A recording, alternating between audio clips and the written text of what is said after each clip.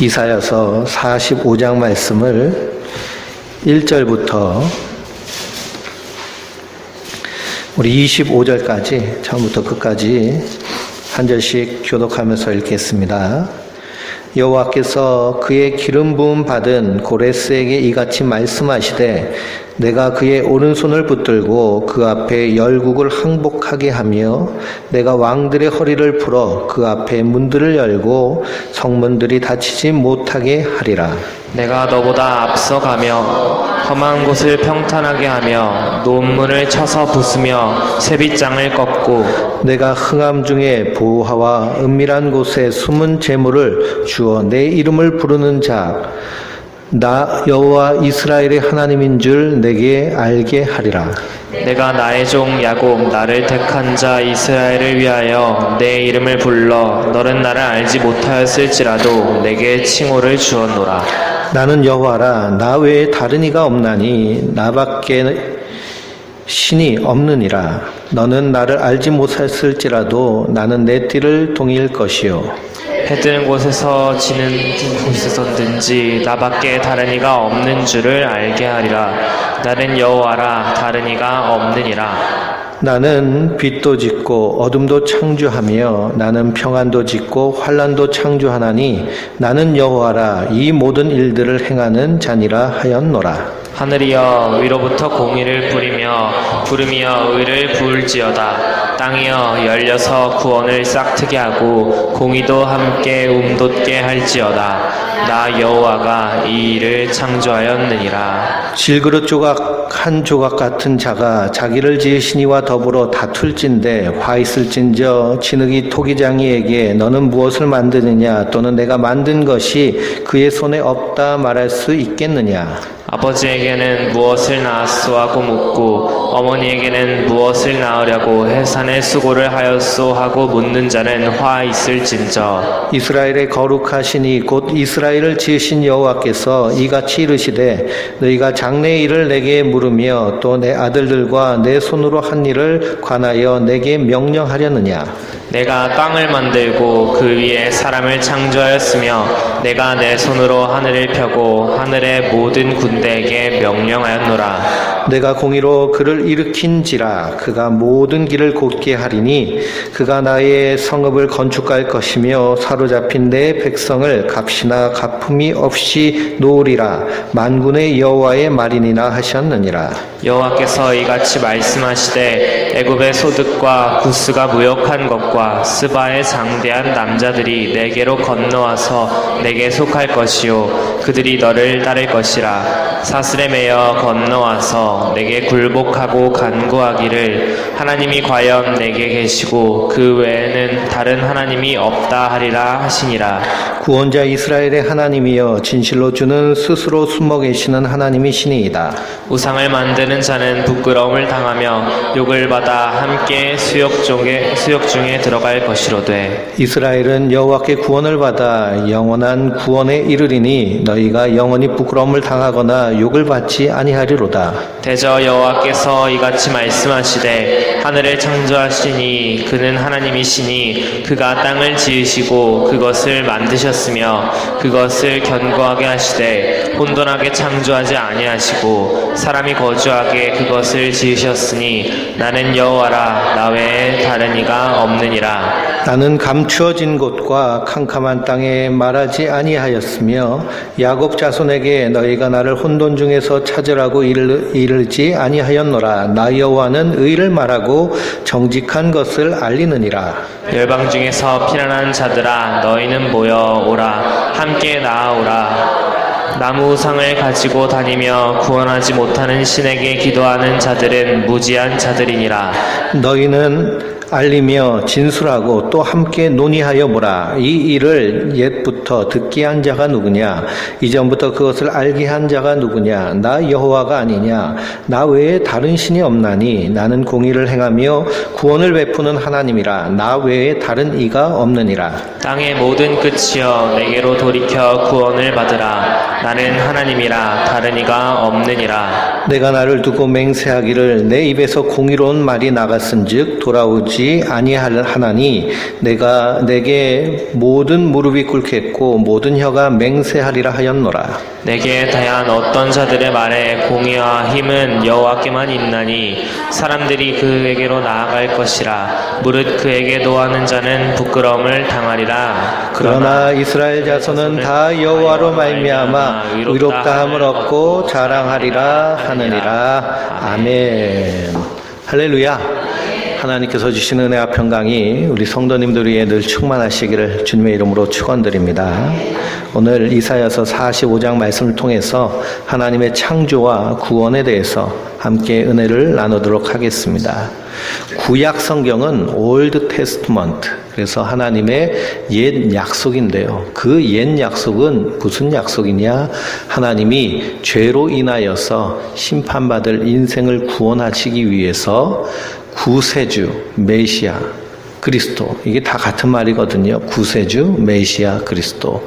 우리를 구원하실 분을 너희에게 보내주시겠다 하시는 약속이 구약의 약속입니다. 그 약속을 하나님께서 어떻게 이루시느냐? 족장을 통하여서, 그리고 율법을 통하여서, 그리고 이스라엘을 통하여서, 그리고 선지자를 통하여서 하나님께서 그 약속을 언약하시고 그리고 그 약속을 이루실 것을 약속한 약속의 책이 구약의 성경의 말씀입니다. 그래서 구약을 통하여서 그 약속이 이루어졌는데요. 그 약속이 어떻게 이루어졌나요? 하나님이 사람이 되셔서 이 땅에 오신 그 예수 그리스도께서 우리를 대신해서 십자가에 달려 죽으심으로 우리의 죄를 다 깨끗하게 하시는 화목 제물이 되시고 우리를 속량하셨습니다. 이것이 기독교적인 언어인데요.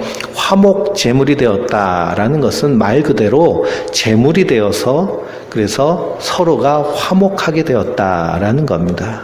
누가 제물이 되었나요? 예수님이 우리를 위해서 희생 제물이 되셔서 그분이 십자가에 달려 죽으심으로 그 예수님과 하나님과 인간 사이에 죄로 인하여서 우리가 하나님 앞에 원수되었을 때 된 그것을 화목케 하신 것입니다. 그것을 가리켜서 성경에서는 우리를 속량하셨다라고 말씀하고 있습니다. 속량이란 옛날 말인데요. 옛날 노예 시대 때 노예를 사고 팔지요. 그러면은 주인이 노예를 삽니다. 그리고 노예를 사고 그 노예를 자유롭게 한다라는 것을 속량한다라고 말합니다. 돈을 주고 산다는 것을 의미하죠. 그러니 예수님께서 우리를 하나님의 자녀로 구원하시려고 그분이 우리를 값을 주고 사셨습니다. 그 값이 어떤 값이냐? 바로 예수님의 피값입니다. 우리를 구원하기 위해서 예수님이 십자가에 달려 죽으셔서 값을 치르신 것이죠. 그러므로 성도는 우리가 구원받기 위해서 하나님이 어떤 값을 치르셨나요? 자기의 독생자 예수 그리스도를 십자가에 못 박아 죽임으로 사망 가운데 내어주심으로 우리를 구원하신 것입니다. 그래서 성도는 이 구원하신 하나님의 은혜를 찬양하며 감사하며 노래하는 자인 줄 믿습니다. 그래서 구약의 약속은요, 이 오실 예수님에 대한 약속이에요. 그리고 2000년 전에 예수님이 이 땅에 오심으로 그 약속이 이루어졌습니다. 그리고 신약은 그 오신 예수님이 행하신 일에 대해서 말씀하고 있고 그 예수님을 우리가 믿는다라고 할 때 믿는 삶이 어떤 삶인지에 대하여서 기록되어 있는 말씀이 신약의 말씀입니다. 그리고 다시 오신다고 하시는 새로운 약속을 우리에게 주셨죠. 다시 오신다는 약속. 그래서 예수님이 다시 이 땅에 오셔서 세상을 심판하시며 하나님의 백성들은 구원하시는. 그래서 요한복음을 읽어보면 마지막 때 모든 사람들이 다 부활한다라고 말씀하십니다. 예수를 믿는 자도요 부활하게 하시고 믿지 않은 자들도 부활하게 하십니다. 근데 믿는 자들은 생명의 부활로 우리를 하나님 나라로 천국 가게 하시고, 믿지 아니하는 자들은 심판의 부활로 부르셔서 그들을 심판하시고 둘째 사망, 즉 불못 지옥에 던지셔서 영원토록 거기서 고통당하시는 하나님의 심판이 예정되어 있는 것이 하나님의 약속입니다. 그러므로 성도는 그 예수 안에서 죄 사함을 받는 것을 믿고 다시 오실 예수님, 그분인 우리를 하나님 나라로 이끄실 것을 믿는 믿음을 가지고 그 약속을 기다리는 것이 성도들인 줄 믿습니다. 그러므로 우리가 예수 믿고 구원받는 모든 과정 가운데 우리의 공로가 있나요? 없나요? 우리의 공로는 없고요. 오직 하나님의 은혜로 구원받은 줄 믿습니다. 그러면 성도는 날마다 하나님의 은혜를 감사하며 찾는 자들이고, 그리고 이 땅에서 그 은혜를 자랑한다는 건 뭐죠? 증거하는 삶을 사는 것이 성도의 삶인 줄 믿습니다. 근데 하나님은요, 놀랍게도 예수 믿고 구원받은 이 성도의 삶을 통하여서 하나님을 더 드러내고 나타내시는 하나님.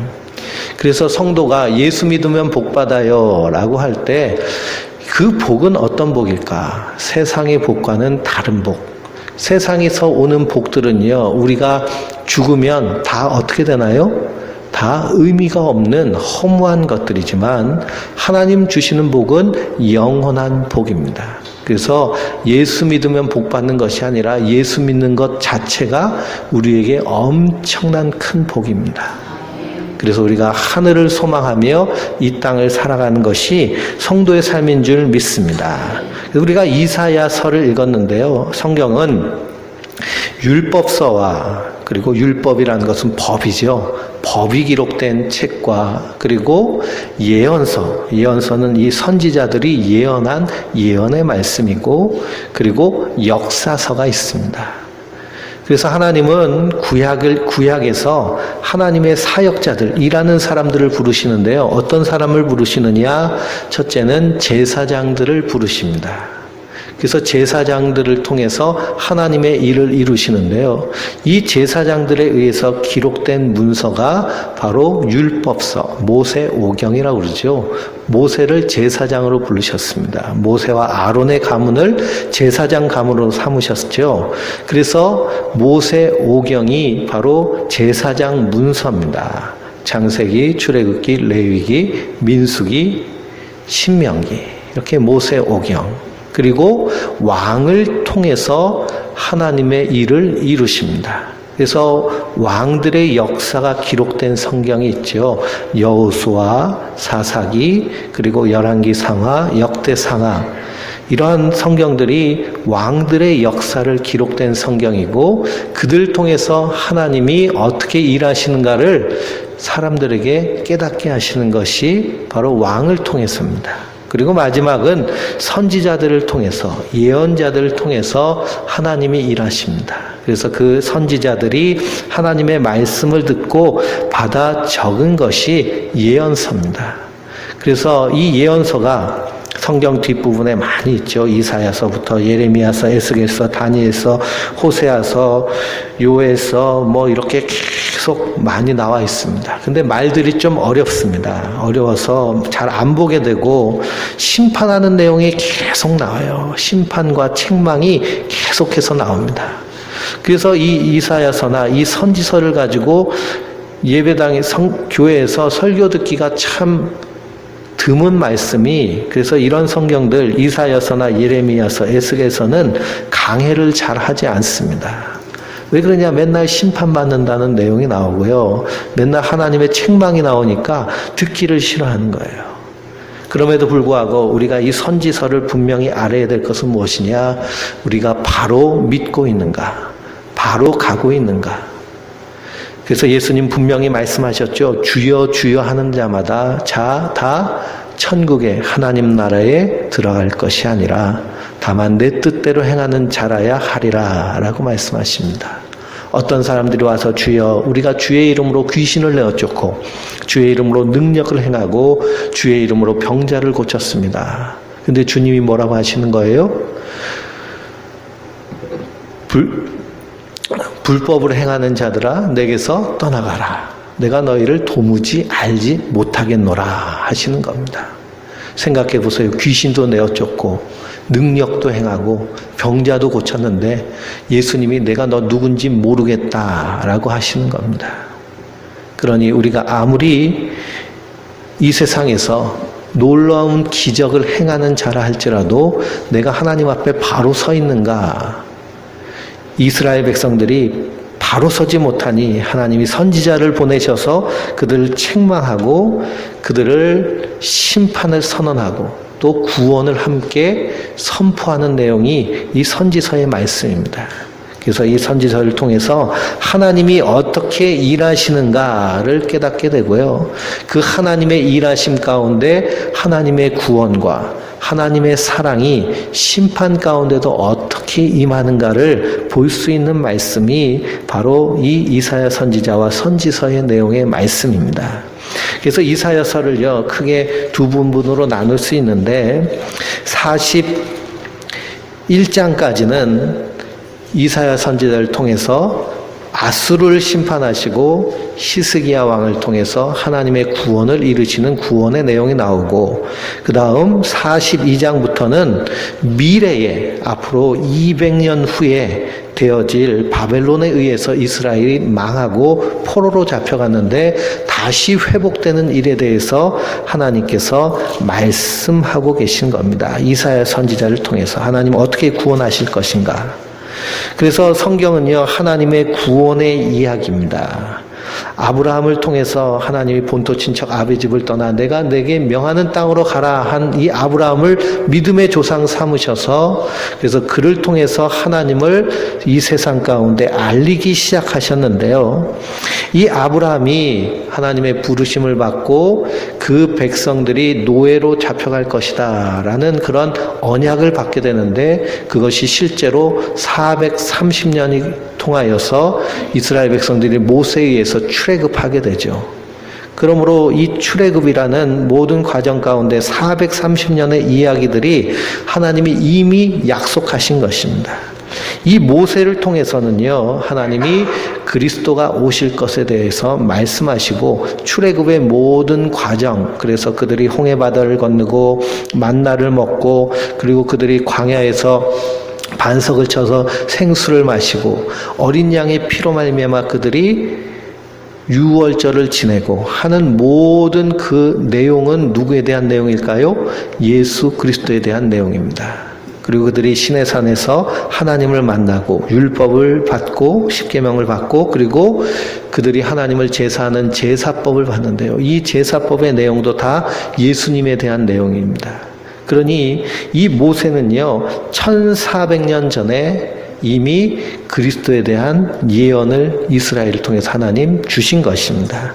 그 이사야는요 예수님이 태어나시기 700년 전에 주님이 붙드시는 종, 그 종이 이 땅에 오셔서 행하실 새 일에 대해서 선지자를 통해 말씀하게 하십니다. 그게 예수님 오시기 BC 700년 전입니다. 그리고 200년 후에 실제로 바벨론의 포로가 되고 70년의 복역의 때를 지나고 이스라엘이 다시 고향으로 돌아오는, 그래서 고레스의 칙령에 의해서 고향으로 돌아와서 다시 그들이 하나님의 성전을 세우고 하는 그런 모든 과정, 이런 것들이요 역사를 통해서 하나님이 실제로 약속하신 그대로 어떻게 됐다는 거예요? 이루어졌다라는 것입니다. 그래서 오늘 읽은 말씀 27절 말씀을 보면 너희는 알리며 진술하고 또 함께 논의하여 보라. 이 일을 옛부터 듣게 한 자가 누구냐? 이전부터 그것을 알게 한 자가 누구냐? 나 여호와가 아니냐? 나 외에 다른 신이 없나니 나는 공의를 행하며 구원을 베푸는 하나님이라. 나 외에 다른 이가 없느니라 라고 말씀하고 있습니다. 그러므로 모든 역사 가운데 이 성경에 나와 있는 그 말씀들이요 역사를 통해서 실제적으로 다 이루어지고 나타난 것입니다. 그것을 무엇이 증명하느냐? 바로 고고학적인 발견을 통해서 증명되고 있습니다. 얼마 전에요 뉴스에서 이스라엘 백성들이 출애굽하여서 홍해바다를 건너고 그리고 요단강을 건널 때 이 광야의 모든 과정 가운데서 그들이 그 광야에서 캠핑을 한 것이죠. 그 광야에서 사는 그 유적들이 발굴됐다라고 이렇게 언론을 통해서 방송됩니다. 실제로 이 역사를 통해서 이루어지는 일들이요, 성경의 이 증언을 정확하게 증거하고 있습니다. 이것을 통해서 우리가 깨달을 수 있는 것은 무엇이냐? 성경에서 나오는 하나님의 약속들이 실제 역사를 통해서 약속되어졌고 이루어졌다라는 것입니다. 그러면 그것을 통해서 우리가 무엇을 미루어 볼 수 있나요? 앞으로 하나님이 약속하신 그 약속도 반드시 이루어질 것이다 라는 것입니다. 그러므로 우리는 눈을 활짝 뜨고요, 그리고 하나님의 말씀을 보며 세상을 바라봐야 될 줄 믿습니다. 우상을 숭배하는 자들, 그들에 대해서 44장 19절 말씀에 보면 마음의 생각도 없고 지식도 없고 총명도 없으므로 내가 그것을 절반을 불사르고 또한 그 숯불 위에 떡을 굽고 고기를 구워 먹거늘 내가 어찌 그 나머지로 가증할 물건을 만들겠으며 내가 어찌 나무 토막 앞에 굴복하리요 말하지 아니하니 라고 말씀하십니다. 이건 뭐냐? 우상 숭배하는 것에 대해서 말하는데요, 나무를 깎아서 우상을 만듭니다. 그리고 남은 나무로 우상을 만들고 남은 나무를 뭘 하느냐? 불감으로 써서 떡을 굽는다는 거예요. 그러면서 그 우상에게 절하는 겁니다. 비나이다 비나이다. 그러면서 이게 진짜 신인지 마음의 생각도 하지 않고 지식도 없고 총명도 없다라는 것이죠. 그러니 무턱대고 복 받는다니까 무턱대고 믿는 것이 인생의 모습이다라는 겁니다. 일본에 가면은요, 일본에 가면 제일 많이 볼 수 있는 것이 무엇이냐? 신사입니다. 신사. 그 신사에 일본 사람들은 신사 참배하죠. 거기 가면 개구리 신사도 있고요, 여우 신사도 있고, 그리고 늑대 신사도 있고, 곰 신사도 있고, 별의별 신사가 다 있습니다. 저 도쿄에 가면요, 로봇 신사도 있습니다. 로봇가 신이 돼서 그 로봇에게 확 비는 거예요. 비는 거. 비나이다 비나이다. 가서 땡땡땡을 방울 올리고 물 올리고 그리고 헌금하고 하면서 복 달라고 하는 겁니다. 근데 그것이 정말 내게 복을 주는가 생각하지 않고요, 그냥 복 준다니까 덮어놓고 믿는 것이죠. 그래서 일본에서 예수를 전하면 다 믿는다고 그래요. 왜 그러냐? 이것도 믿고 저것도 믿고 이것도 믿고 다 믿으니까 예수님도 믿지 뭐, 복 준다니까. 그래서 우리가 영화를 보면 어떤 주인공이 적에게 쫓기면서 살려달라고 하나님, 부처님, 뭐 알라신까지 다 부르잖아요. 그런 것처럼 하는 것이 이 세상의 모습입니다. 왜 이러느냐? 고린도후서 4장 4절을 보면 이 세상의 신이 믿지 아니하는 자들의 마음을 혼미케 하여 하나님의 그리스도의 영광의 복음의 광채가 비치지 못하게 함이니 그리스도는 하나님의 영광의 형체시니라 라고 말씀하십니다. 이 세상의 신, 악한 사단 마귀가요, 눈을 멀게 하는 것입니다. 그래서 예수 그리스도의 이 복음의 영광의 광채를 비치지 못하게 가려버리고 막아버리는 것이죠. 그러니 깨닫지 못하는 것입니다. 그러므로 믿음이 하나님의 선물이라고 말하는 것은 우리로 하여금 어떻게 하셨기 때문에요? 깨닫게 하셨기 때문에, 믿어지는 믿음을 우리에게 주셨기 때문에 이것이 하나님의 선물인 줄 믿습니다. 오늘 말씀에도 3절 말씀에 내게 흑암 중의 보화와 은밀한 곳에 숨은 재물을 주어 내 이름을 부르는 자가 나 여호와 이스라엘의 하나님인 줄 내게 알게 하리라. 내가 나의 종 야곱, 내가 택한 자 이스라엘을 위하여 내 이름을 불러 너는 나를 알지 못하였을지라도 내게 칭호를 주었노라 라고 말합니다. 너는 나를 알지 못할지라도 내가 너를 자녀 삼으시겠다는 거예요. 일꾼 삼으시겠다는 거예요. 하나님의 백성 삼으시겠다는 거예요. 그래서 이사야 선지자서를 읽으면 내가 너를 지명하여 불렀나니 너는 내 것이라.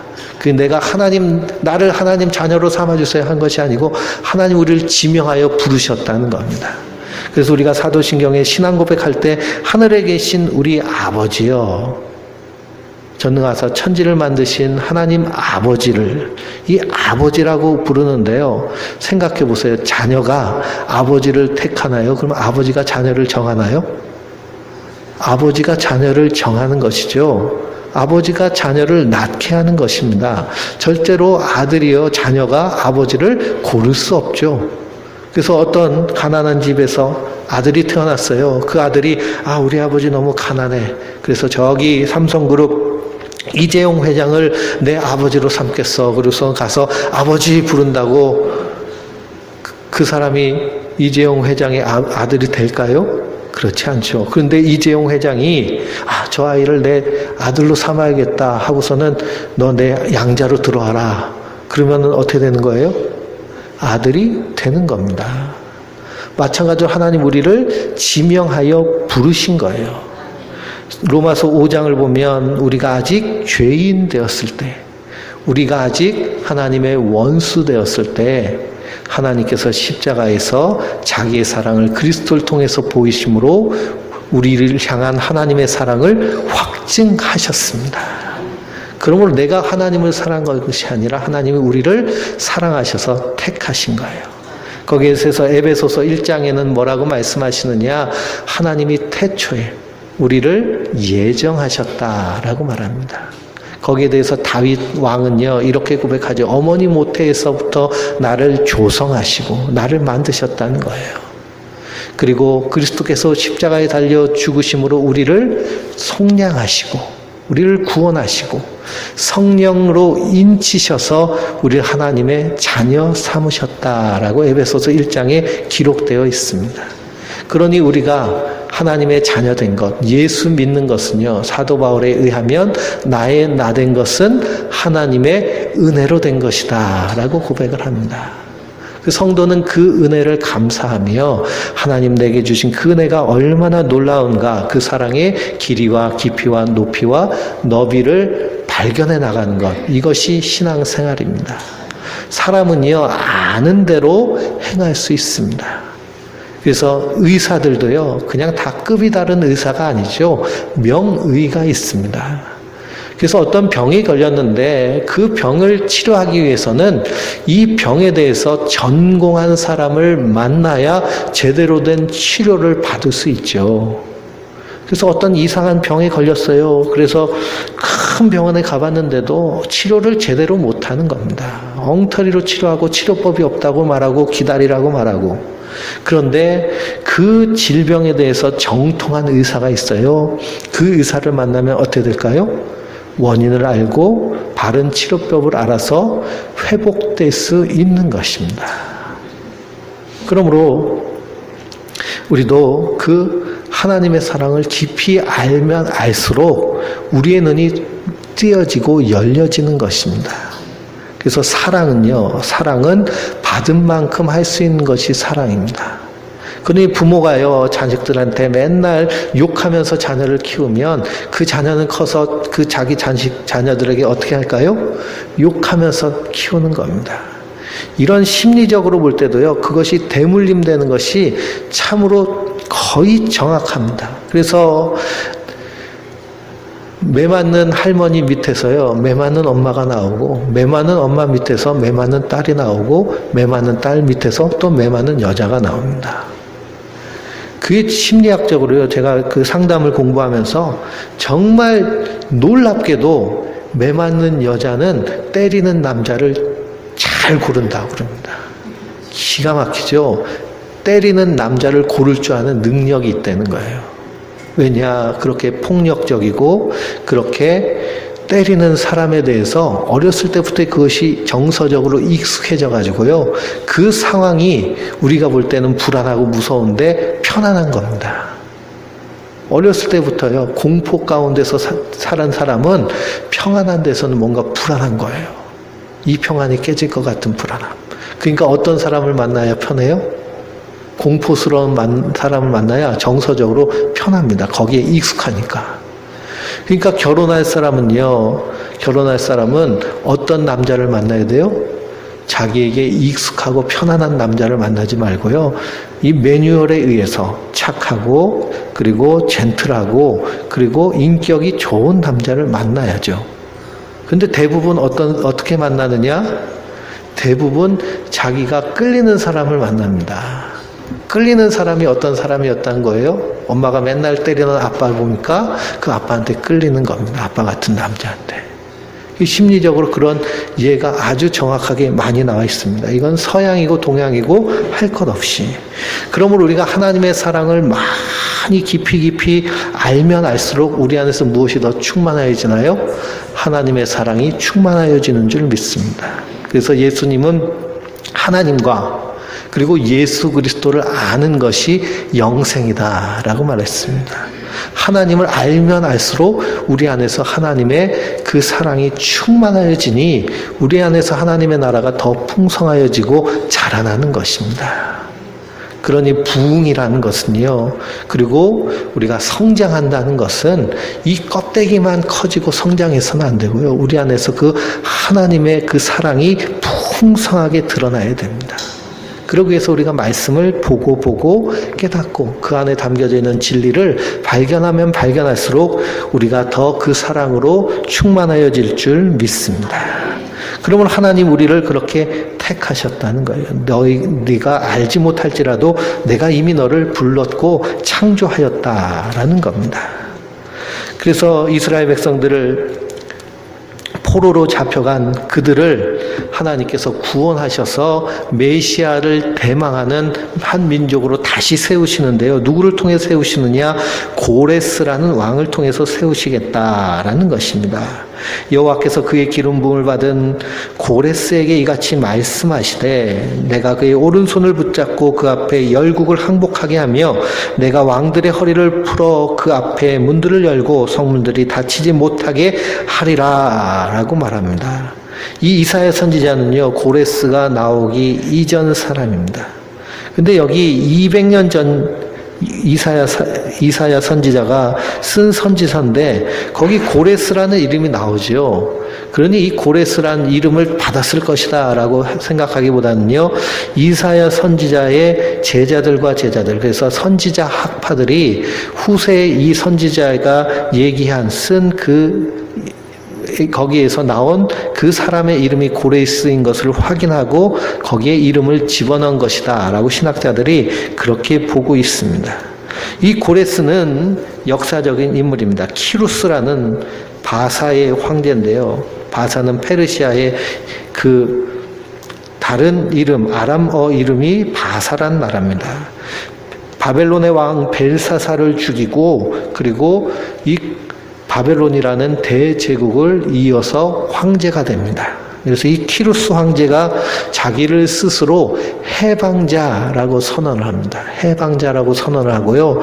이 바벨론이라는 나라가 세계를 다 정복하면서 어떤 정책을 썼느냐 하면 거기에 있는 거기에 있는 금은부화 그런 것을 다 본국으로 가져왔습니다. 본국으로.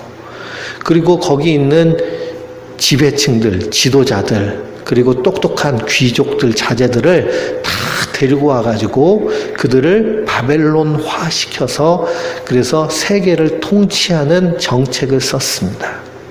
그러니 이 바벨론이 이스라엘을 쳐들어와 가지고요. 그리고서는 거기에 있는 그 성전에 있는 집기물들을 다 가져가고 그리고 똑똑한 귀족들의 자제를 다 데려왔으니 이 이스라엘에는 오합지졸만 남았습니다.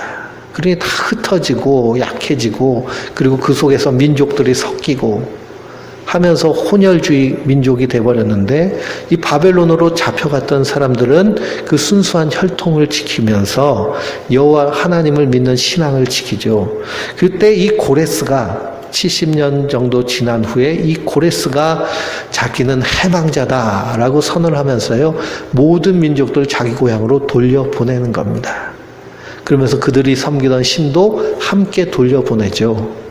그렇게 돌려보내가지고 민족을 이룬 나라가 오직 이스라엘 뿐입니다.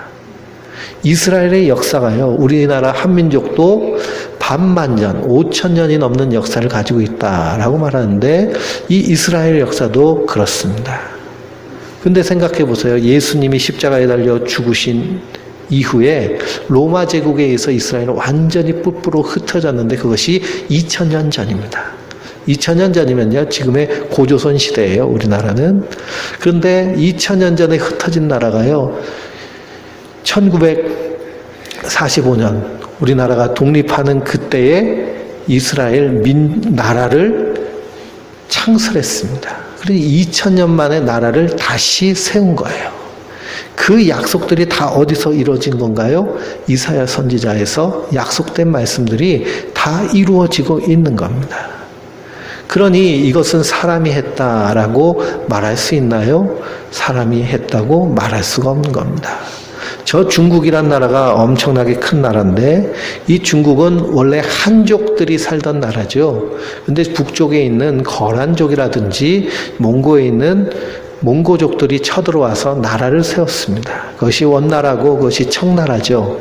그런데 그 나라를 세웠던 그 거란족이라든지 몽고족들이 그 중국에서 아직도 생생하게 살고 있나요? 안 그러면 다 동화돼서 섞여서 없어져 버렸나요? 다 섞여져서 없어져 버렸습니다. 근데 이 유대민족은요, 이 5000년 역사 동안 흩어지고 깨지고 하는 역사 가운데서도 그 종족을 유지할 수 있는 것은 세계 유일한 것이며 오직 성경에 약속되어져 있는 것이기 때문에 그렇게 된 것을 봅니다. 그러니 대한민국도 이 미스터 션샤인이라는 드라마를 보셨는지 모르겠지만 얼마나 집요하게 외국 이 고려시대 때는 이 몽고로부터 그리고 조선시대 때는 이 일본하고 저 북한으로 청나라로부터 그리고 이 개화기 때는 일본의 식민지가 돼서 얼마나 끔찍하게 당했는지 모릅니다. 그럼에도 불구하고 이렇게 민족을 유지하고 지킬 수 있는 것, 이것 또한 하나님의 은혜인 줄 믿습니다. 그래서 이 고레스를 통하여서 하나님이 이스라엘을 돌아오게 하셔서 하나님의 백성 삼으시는 겁니다. 그래서 이 고레스를 예수 그리스도의 모형, 예표, 표징, 심볼이라고 이렇게 얘기합니다. 그건 뭐냐? 장래에 완전한 것을 표현해주는 희미한 그림자의 역할을 하는 것이죠. 그래서 이스라엘 백성들이 출애굽할 때 어린 양의 피를 문설주에 바릅니다. 이것은 결국 무엇의 예표가 되는 거예요? 예수님이 십자가에 달려 죽으셔서 그 피로 말미암아 우리가 깨끗함을 받고 사망이 감히 우리를 침범하지 못하는 그것의 예표가 되는 것입니다. 마찬가지로 이 고레스는 하나님을 모르는 왕이잖아요. 이방의 왕인데 그럼에도 불구하고 이 고레스를 통해서 이스라엘을 회복시키는 겁니다. 마찬가지로 그리스도가 이 땅에 오셔서 그분을 통해서 온 세계 만민들이 하나님의 택한 자들이 구원함을 받는 그런 은혜를 누리게 되는 그런 고레스는 하나님의 구원의 예표가 되는 것이죠. 그래서 구원은 무엇이냐? 결국에는 자기를 섬기고 있던 자가 하나님을 섬기게 하는 것입니다. 오늘 읽은 말씀을 보면 하나님은 창조하신 분이시고 하나님은 역사의 주인이신 분이심을 말하고 있습니다. 나 외에 다른 이가 없다라는 것이죠. 내가 약속한 대로 그대로 되지 않았느냐? 역사를 봐라 라고 말씀하시는 겁니다. 그러면서 우상 숭배하는 자들을 향하여서 너희가 섬기는 우상이 얼마나 의미가 없는 것이냐. 그러면서 이 우상에 대해서 말씀하시는데요. 이 우상은 결국 무엇이냐? 자기 자신을 섬기는 것이 우상 숭배의 근원과 같습니다. 그래서 주님께서 십계명을 주셨는데요. 너를 위하여 나무나 돌이나 우상을 만들지 말라라고 말하고 있죠. 결국 우상은 누구를 위해서 있는 거예요? 자기 자신을 위해서 만든 것이 우상입니다. 이 우상 숭배는요, 자기가 주도권을 쥐고 있는 거예요. 내가 이렇게 우상을 만들어서 혹은 우상을 사서 여기에다가 돈도 바치고 빌고 빌면 이 우상이 내게 복을 줄 거야. 결국에는 우상을 누가 정하는 거예요? 자기 자신이 정하죠. 그리고 섬기는 것도 자기 자신이 정하고, 그리고 복 주는 것도 자기 자신이 정하고. 그러니 자기를 위해서 사는 그 인생 자체가 우상 숭배인 것입니다. 그러면 구원은 무엇이냐? 그 우상 숭배로 말미암아 하나님의 원수된 것을 하나님께서 우리를 끄집어내셔서 참 주인 앞에 복종하게 하시는 것이죠. 즉 하나님을 섬기게 하는 것입니다. 이것이 하나님의 구원인데요. 이것을 가리켜서 새롭게 창조하신 것이다 라고 오늘 말씀하고 있습니다. 그래서 내가 이 땅을 만들고 그 위에 사람을 창조하였다라고 하시죠. 인간은요, 스스로 하나님을 찾아 나설 수가 없습니다. 왜 그러냐? 내 인생은 누구 것으로 배우고 알고 살았기 때문에요. 내 것으로 알고 살았기 때문에 그렇습니다. 근데 내 인생이 내 것인데요. 내 마음대로 되나요? 안 되나요? 내 마음대로 안 되죠. 그러니 내 인생은 내 것인 줄 알았는데 결국 누구의 것이 되느냐? 세상 것이 되고요. 이 세상은 공중공세 잡은 마귀의 지배 아래 있기 때문에 결국 우상 숭배하는 것은 나를 위해 우상 숭배하는 것 같지만 결국 마귀의 종이 되는 모습이 되어버리는 것입니다. 거기서부터 우리를 구원하신 것이 하나님의 은혜입니다. 우린 스스로요 그것을 깨닫지 못하는 거예요. 그래서 세상이 끄는 대로 끌려가는 것이 우리 인생의 모습입니다. 그러나 하나님이 우리를 택하시고 구속하여 부르셨습니다. 그러면 우리가 하나님을 찾아가는 것이 아니고요. 하나님 우리에게 찾아오셔서 우리를 택하여 부르셔서 자녀 삼으신 줄 믿습니다. 그러므로 주인이 누구인지를 아는 자가 바로 구원받은 사람입니다. 우리의 주인이 누군 것을 아는 자. 우리의 주인은 누구신 거예요? 우리를 구원하신 하나님, 그리고 그의 아들 예수 그리스도십니다. 그러므로 이것을 모르는 자는 평생 죽을 것이 두려워하여 마귀의 종로를 탄다. 이것이 히브리서 2장 14절에서 15절의 말씀이죠. 그리고 우상 숭배자의 말로는 뭐냐? 평생 마귀의 종로를 타다가 심판받아 지옥 가는 모습입니다.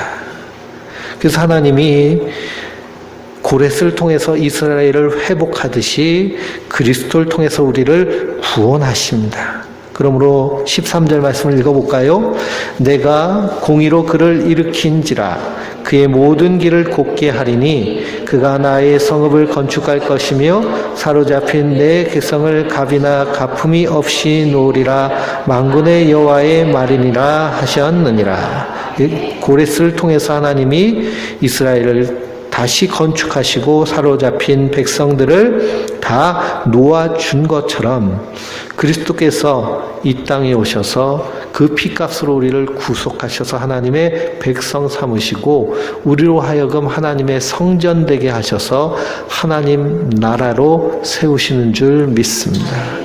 그러므로 교회는 건물이 아니고요. 구원받은 성도들 우리 한 사람 한 사람이 연합된 모습입니다. 그 머리는 교회의 머리는 그리스도가 되시는 것이죠. 그러니 예수 믿는 자 안에서 우리가 서로 교제하는 것. 그 교제 안에 무엇이 있어야 될까요? 사랑이 있어야 됩니다. 교회 안에서요 절대로 시기나 다툼이나 분쟁이 끼어들어서는 안 됩니다. 내가 신앙생활 하는데 옆 사람이 자꾸만 경쟁의식이 되고 시기가 나고 질투가 나면 어떻게 될까요? 회개해야 되는 거예요. 정말 그리스도의 사랑 안에 있으면 사랑 안에서 연합하고 사랑하며 섬기는 겁니다. 교회 안에서요 혐오란 것이 있을 수 있을까요? 없을까요? 혐오란 것이 들어오면 안 됩니다. 불쌍히 여기는 마음, 긍휼히 여기는 마음. 예수님께서 나병 환자를 보시고 불쌍히 긍휼히 여기셔서 그에게 손을 대시고 병을 고쳐주셨죠. 내가 원하노니 깨끗함을 받아라. 그게 오늘 읽은 마가복음 1장의 말씀입니다. 이 나병 환자는요, 지금도 그렇지만 이 예수님 당시에 혐오의 대상이죠. 나병에 걸리면 쫓겨납니다. 마을에서 쫓겨나서. 그래서 참 먼 곳에다 공동체를 이루고, 그리고 나병 환자촌이 있죠. 우리 그 봉화산 뒤쪽에도 나병 환자촌 대명원이 있잖아요. 거기 모여서 살게 하고, 그리고 접근하지를 못하게 합니다. 얼마나 혐오할까요? 근데 교회는 그들을 혐오해야 될까요? 안 그러면 어떻게 해야 될까요? 불쌍히 여겨야 되는 것입니다. 이것이 하나님의 사랑 안에 있는 자의 모습입니다. 그러니 어떤 악한 모습을 보아도 우리가 혐오하기보다는 불쌍히 여기는 것이 예수님의 마음인 줄 믿습니다. 그럼 우리 안에 자꾸만 혐오하는 마음이 들면 주님 예수님의 마음을 주세요 하고 기도하시기 바랍니다. 한국교회 지금 누구를 가장 혐오하고 있어요? 동성연애자들을 혐오하고 있죠. 게이, 레즈비언. 지금 한국은 그냥 그것이 축제가 됐죠. 축제. 그래서 큐어 축제라고 하는데요. 원래 이거 큐어 축제라는 것이 아니라 게이 퍼레이드였습니다. 외국에서는 게이 퍼레이드 한다는 거예요. 자기들의 인권을 존중해 달라고 데모하는 그런 그 행진을 하는 것이 그 시작입니다. 근데 우리나라에서 뭐가 돼버렸어요? 축제가 돼버렸죠. 축제가 돼버렸습니다. 참으로 안타까운 일입니다. 대한민국에 축제가 얼마나 많은지요. 별의별 축제가 다 있는데, 그런데 게이 축제도 아니고 큐어 축제라고 이름을 바꿔서. 그러니 우리는 거기에 있어서 분명히 분별할 수 알아야죠. 그 뒤에서 누가 역사하고 있는 것인가? 마귀가 역사하고 있는 것이다. 그래서 우리가 그 뒤에 있는 악한 영의 역사함을 볼 수 있어야 됩니다. 그러나 그 사람들을 향하여서 우리가 혐오해서는 안 됩니다. 어떻게 해야 될까요? 불쌍히 여겨야 됩니다. 긍휼히 여겨야 됩니다. 왜 그러냐? 그들의 최후가 너무나 비참하기 때문이죠. 10대, 20대, 30대 때는요, 그 동성연애 하는 사람들이 아주 그냥 자기들도 사랑이라고 큰 소리 치지만 40이 넘어가고 50이 넘어가면요, 생존율이 뚝뚝 떨어집니다. 온갖 질병과 그 정신병으로 인해서요, 다 자살하고 병들고 끔찍한 말년을 맞이합니다. 그러니 마귀가요, 어떻게 하는 거예요? 다 노락질하고 황폐하게 만들고 그리고 죽음으로 이끄는 겁니다. 그러니 그 결말을 보며 불쌍히 여기는 것이 성도가 마땅한 이 땅에서 그리스도의 마음을 가지고 사는 자의 모습인 것을 우리가 기억하시기 바랍니다. 그러므로 하나님의 구원의 약속은 역사적으로 반드시 이루어진 약속이며 이루어질 약속입니다. 얼마 전에요, 스티븐 호킹 박사가 세계에서 가장 똑똑하다는 그 미래학자 스티븐 호킹 박사가 사망했죠. 사망하면서 쓴 글들 중에 이 인류의 미래에 대해서 쓴 글이 있습니다. 20년 후에는 반드시 지구를 떠날 준비를 하고 200년 안에 지구를 떠나지 않으면 인류는 멸망할 것이다 라고 이렇게 글을 썼습니다. 그러니까 지금부터 열심히 뭘 준비하라는 거예요? 지구에서 탈출할 준비를 하라는 거예요. 지구에서. 왜 그러냐? 지구가 멸망할 조건들이 너무나 많다는 겁니다. 그 조건 중에 하나가 뭐냐? 기후변화, 핵전쟁, 환경파괴, 그리고 소행성 충돌, 바이러스, 그리고 이런 것들이요, 인류를 멸망시킬 수 있다라고 말합니다. 근데 성경은 그것보다 더 뭐라고 말씀하신 거예요? 예수 그리스도의 강림하심으로 말미암아 심판과 구원이 있다라고 말합니다. 세계에서 가장 똑똑한 사람이라도 하나님이 그에게 구원을 주지 않으시면 하나님의 심판, 역사적으로 확증되었고 역사적으로 증명된 이 약속조차도 믿지를 못하고 외계인이 혹은 소행성이 인류를 멸망시킬 것이다 이렇게 말합니다. 그러나 믿음에 있는 자들은 분명히 하나님이 새 하늘과 새 땅을 여시면서 이 땅을 심판하실 것이다 라고 말씀하셨는데요. 우리는 그 예수를 믿는 믿음 가운데 새 하늘과 새 땅을 바라보며 굳건한 믿음을 가지고 하나님의 약속을 붙잡는 자인 줄 믿습니다.